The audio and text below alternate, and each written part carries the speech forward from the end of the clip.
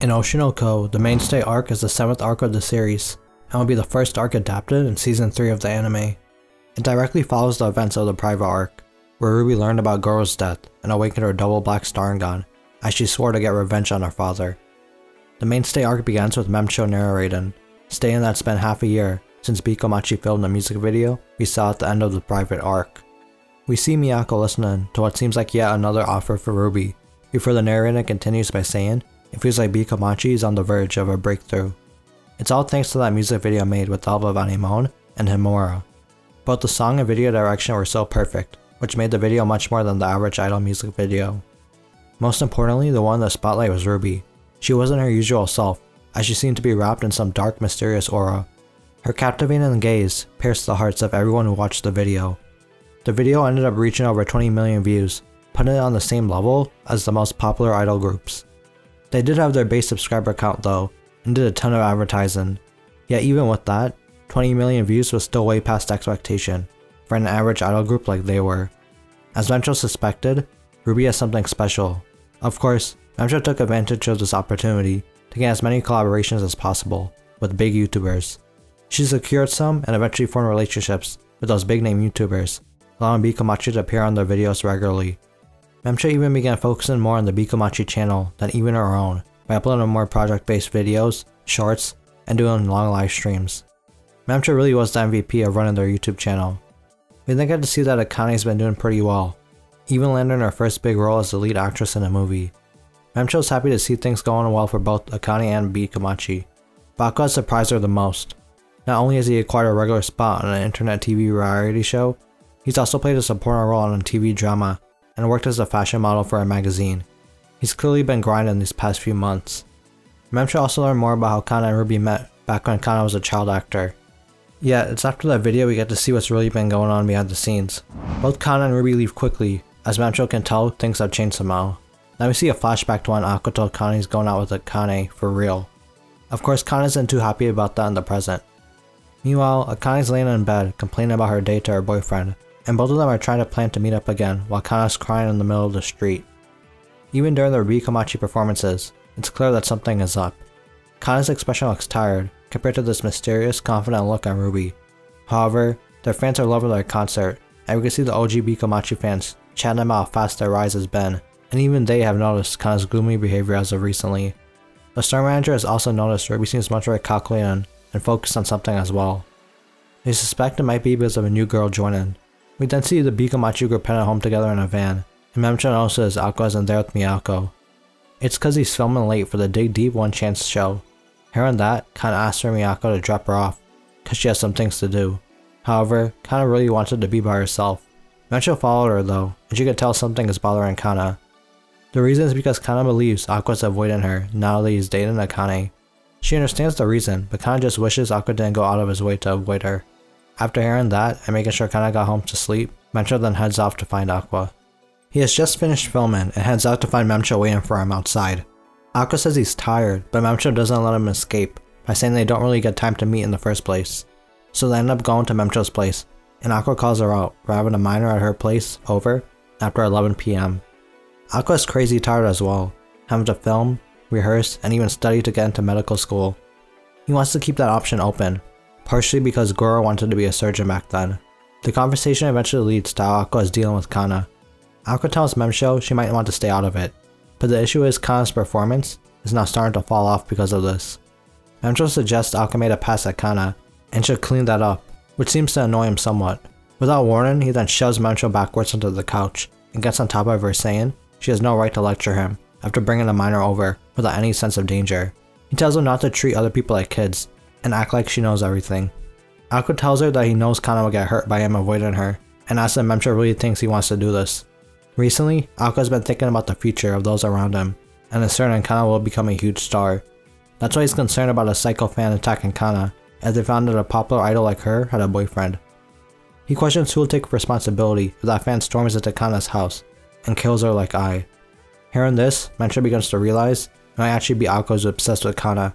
For the sake of others, Aqua believes it's better to keep his distance, which Memcho finally understands by the end of their conversation. We then cut to Aqua on one of the shows he's been doing.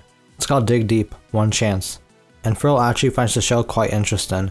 She tells Ruby and Minami how she enjoys that they target options that are barely acceptable things.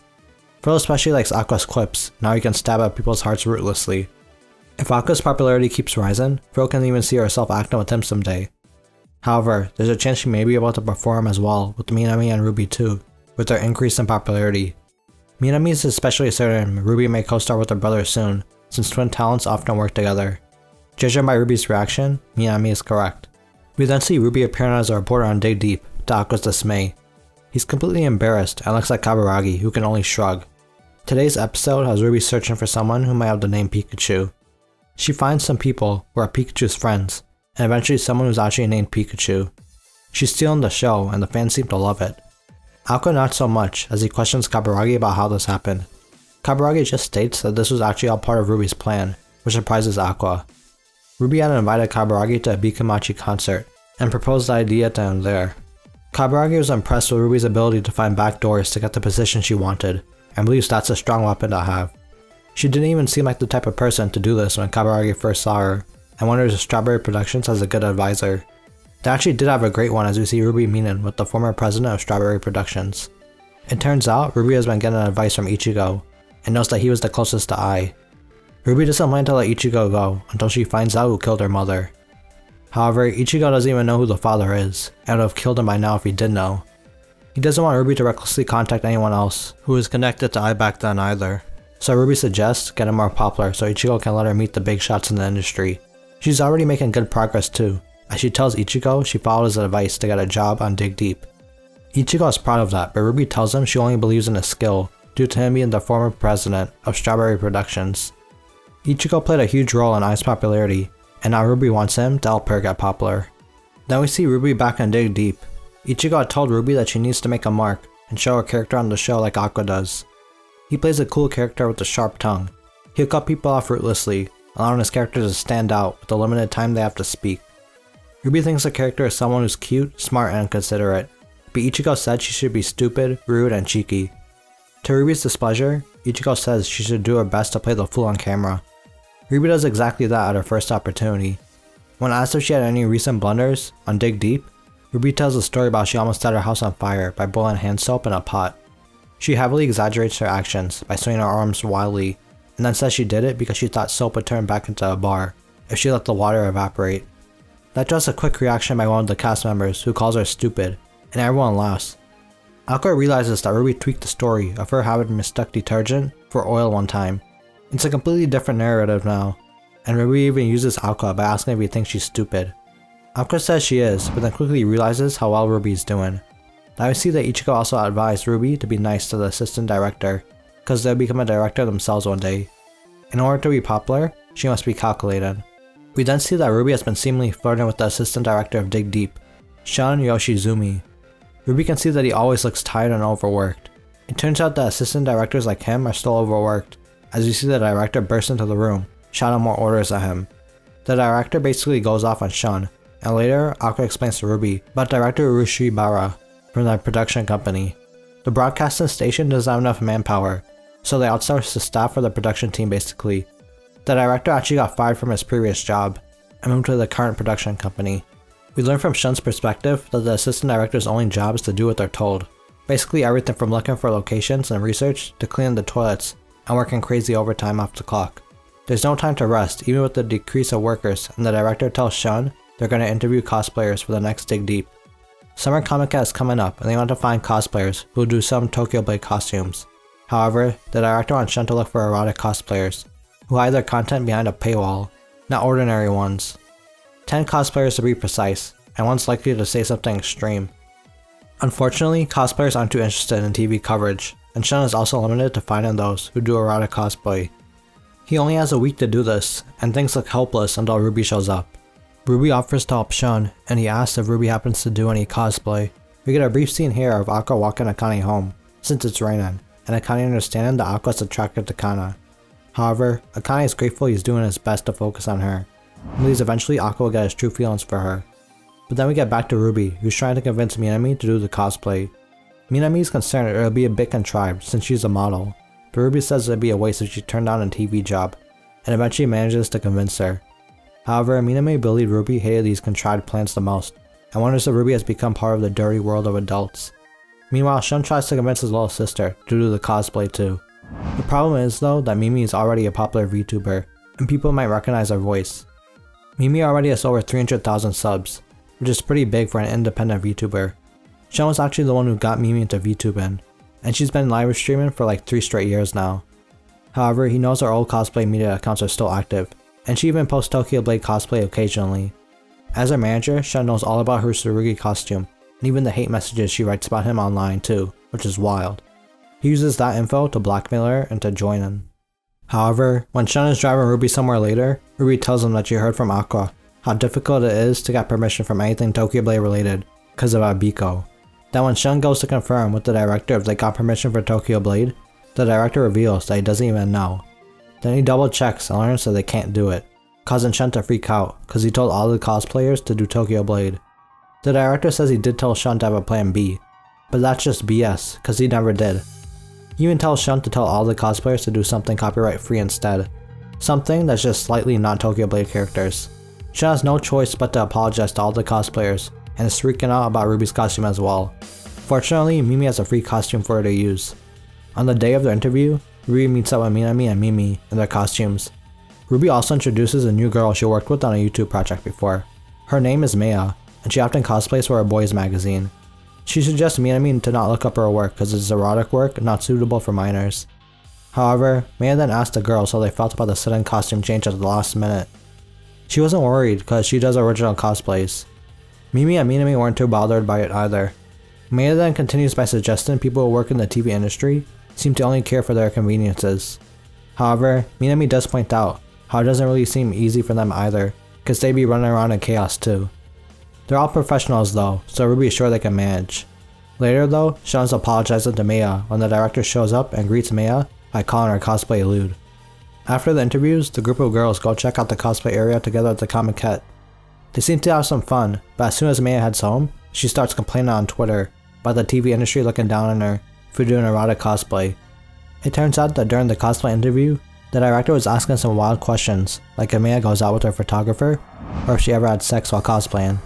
Of course, Twitter is not happy with the show after Maya's tweet, and we see Shun apologizing and trying to get her to delete the tweet.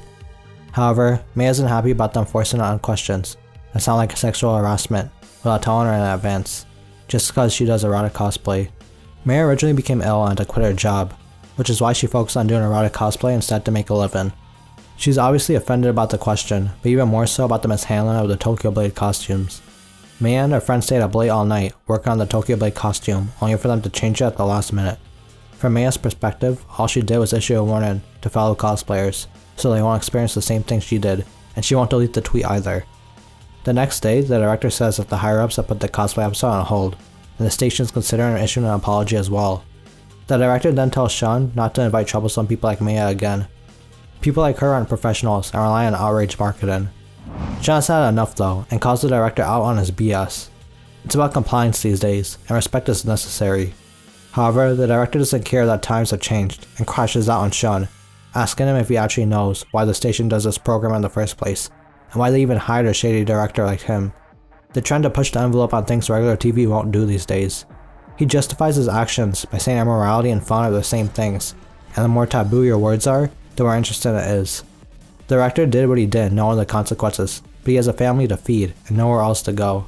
He apologizes to Shun and leaves after saying he'd take full responsibility for everything. On the following day, Shun is outside wondering if he's gonna get fired too, before Ruby shows up with a proposal. We don't get to see what it is yet, as we instead jump immediately into a special edition of Dig Deep, with some exclusive content. Before this, it turns out the staff plan to apologize, and have the director step down for a bit, before going back to the normal schedule.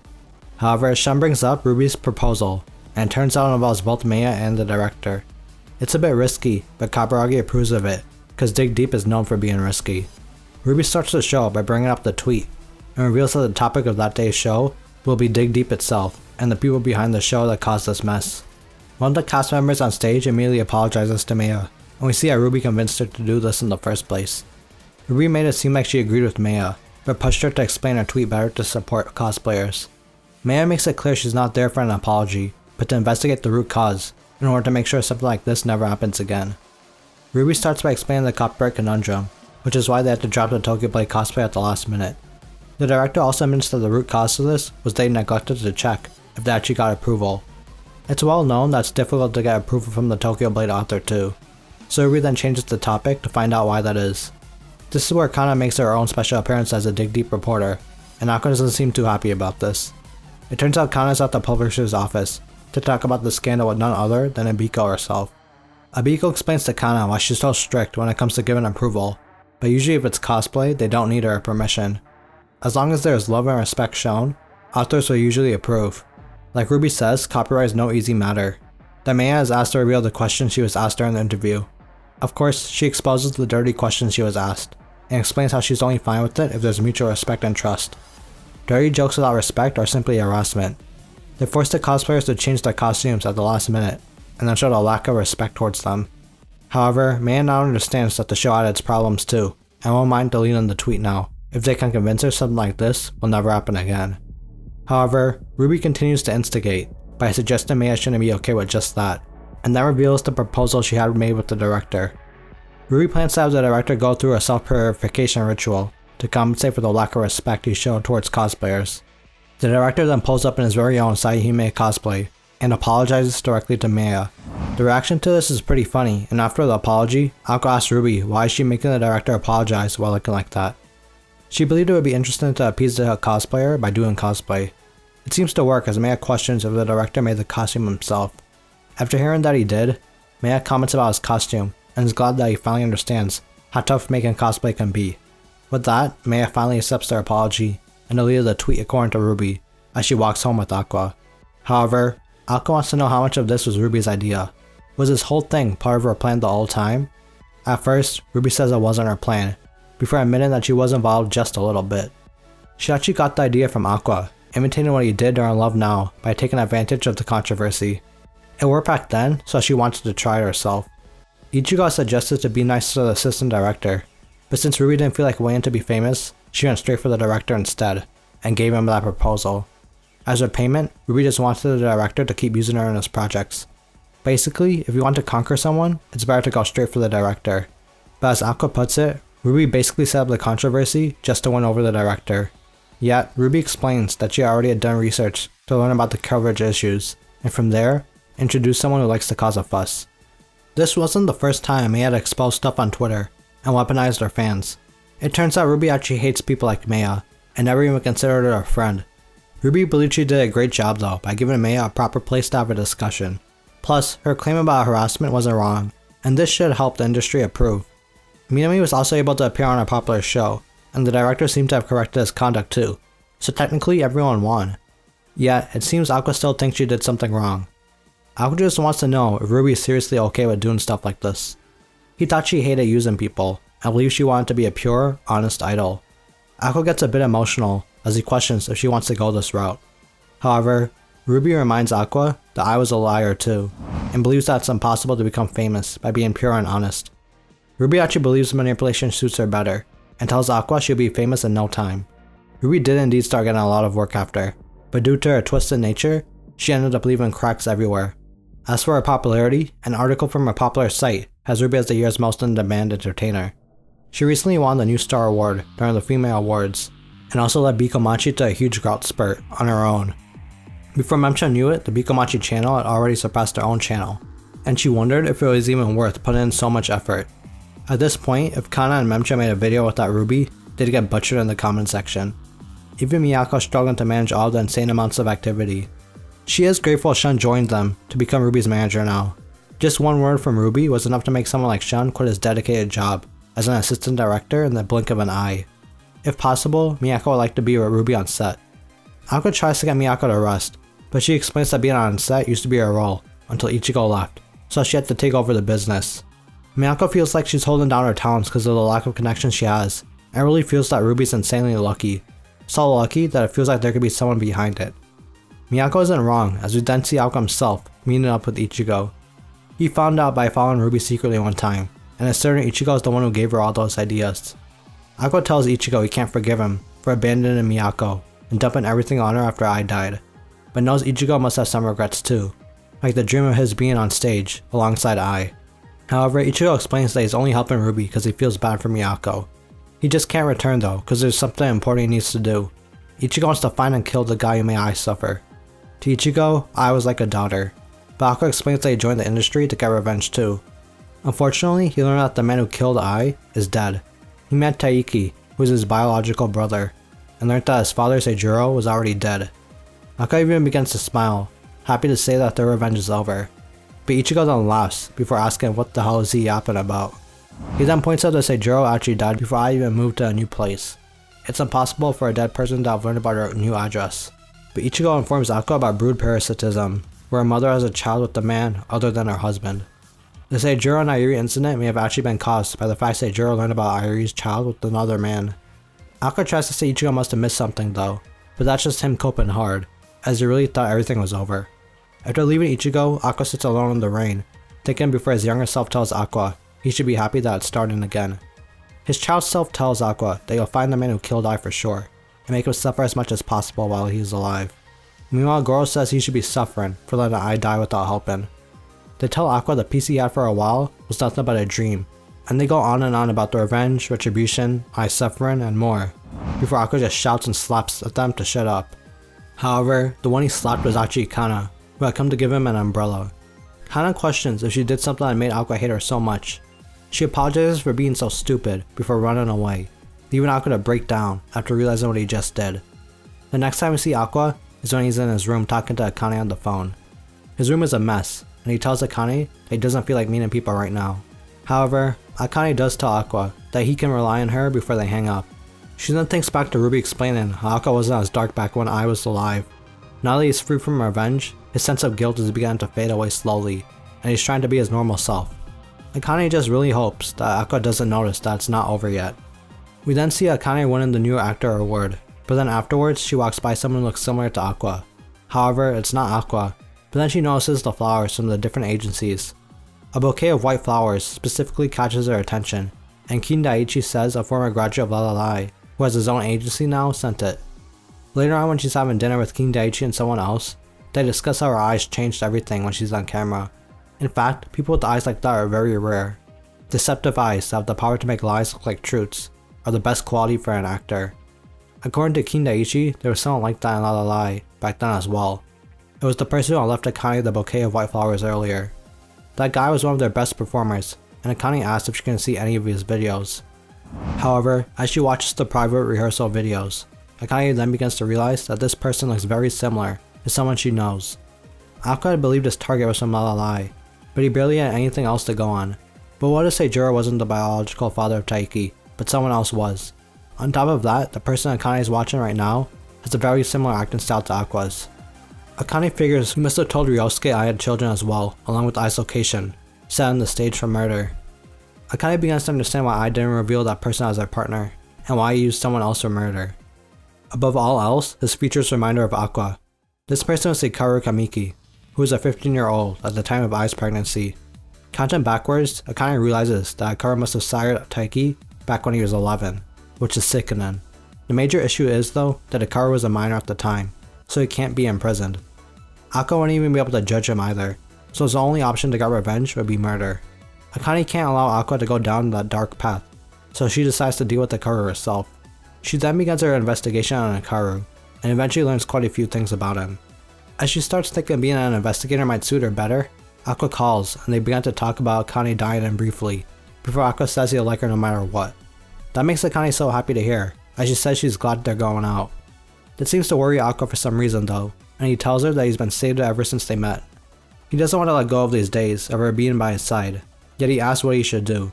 Should he just forget everything and live happily ever after? Akane says he should decide for himself though. They're not each other's property, but she'll help Aqua as much as possible. Then Akane reminds Aqua that she said she wants to carry his burden with him. That causes Aqua to come to a realization, for thinking, and ending the call with her. On the other hand, Akane vows to not let anyone get in Aqua's way of being free. Then we see Akane walking on the same bridge Aqua saved her on. She has a bouquet of white roses in her hands, but there is a hooded man following her. By the time Akane notices, it's too late, as she pushed off the stairs. Fortunately for Akane, Aqua is there to save her. The hooded man apologizes before running off, and Aqua then begs Akane to not do anything dangerous. Akane then realizes how strange it is that Aqua is in the same place as her. It's like he already knew what Akane was doing there. Akane then tears open the stuffed toy on her keychain to reveal a tracking device. This enrages Akane as Aqua reveals he planted it on her sometime after My Love ended, so he could trace her if she ever found his target. Akane is saddened Aqua couldn't trust her more, and she would have been fine if Aqua put hundreds of those devices on her. She goes off on Aqua, exclaiming how she's not his pet, and that this is proof Aqua doesn't view her as a person. She would have helped Aqua in any way, however, Aqua calls her a liar. He knows Akane would have worn a disguise if she knew what he was plotting. He even exposed the knife Akane was hiding too, although she said it was for self-defense. Aqua has had enough though, and tells Akane to don't get involved in this anymore. He removed the GPS tag, but now he won't have anything to do with Akane either. He wants her to stop doing dangerous things. Of course, this breaks Akane, as she was even willing to go to hell with Aqua if he had asked. However, Aqua has no intention of taking her there with him. He'll go himself. Then the last thing Akane tells Aqua before he leaves is that he took a wrong turn. She then cries, heartbroken, that she couldn't save him. Akane didn't care she was being selfish, she just wanted to save Aqua. Meanwhile, thanks to Akane's movements, Aqua could guess who she was trying to contact. He's glad he doesn't have to worry about putting Akane in danger too. Those happy days are over. He took a wrong turn, but now Aqua knows that Hikaru Kamiki is the one he should take revenge on. With his double black star gun activated, Aqua then walks into the dark path before him, knowing he can't turn back anymore. And that's where I believe the Mainstay Arc ends. The next two chapters fit in better with the Scandal Arc coming next, so I'll cover them in that video. For this arc, I really liked how it gave Ruby center stage, for once, as we got to see how she pursued revenge in her own way, like Aqua did in the first half of the series. Then in the finale of the arc, Aqua's now back in the game, although it was sad seeing Akane and him break up. What did you all think of the Mainstay Arc though? Let me know in the comments, and as always, thanks for watching. If you enjoyed the video, please drop a like and subscribe. The Scandal Arc is up next, but until then, I got some Oshi No Ko content too that you can check out. Peace.